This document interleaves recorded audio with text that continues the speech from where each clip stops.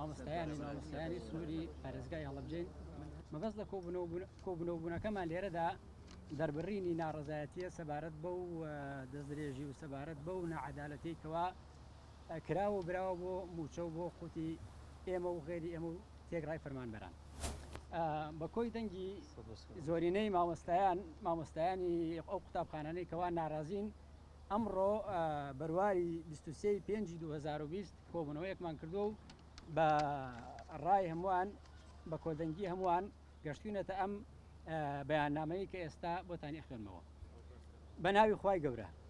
بەیاننامەی هاوبەش هاوڵاتیان مامۆستایان و فەرمانبەرانی بەڕێزان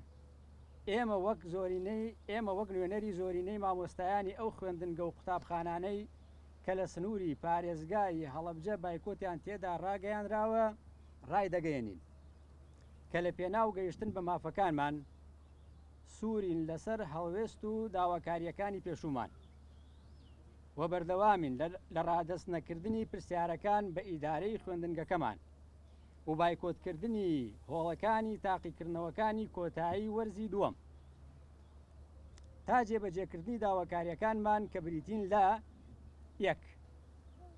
پێدانی موچەیەک پێش دەستپێکردنی تاقیکردنەوەکان و جێبەجێکردنی بەڵێنەکانی حکوومەت خۆی کە بە پێدانی موچە بە 30 ڕۆژ جارێک بووە پێشتر و لە ئەگەری دواکەوتنەوەی موچە دووبارە هەڵوێستی دیکەمان دەبێت.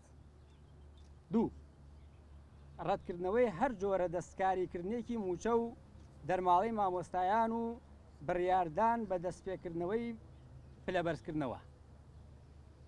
3. پاراستنی شکۆی مامۆستایان بە ئەرکی حکوومەت دەزانین و ئیدانەی هەر جۆرە دەستدرێژیکردنە سەر مافی مامۆستایان دەکەین. 4.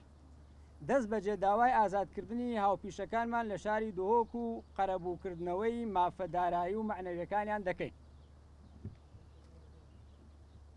لە کۆتاییدا لە پێناو گەیشتن بە ئامانجەکانمان داوا لە مامۆستایانی هاوپیشە و فرمانبەران و کارمەندان و وەزارەتەکانی دیکە دەکەین کە پشتگیر و هاوهەڵوێستی داواکاریەکانمان من.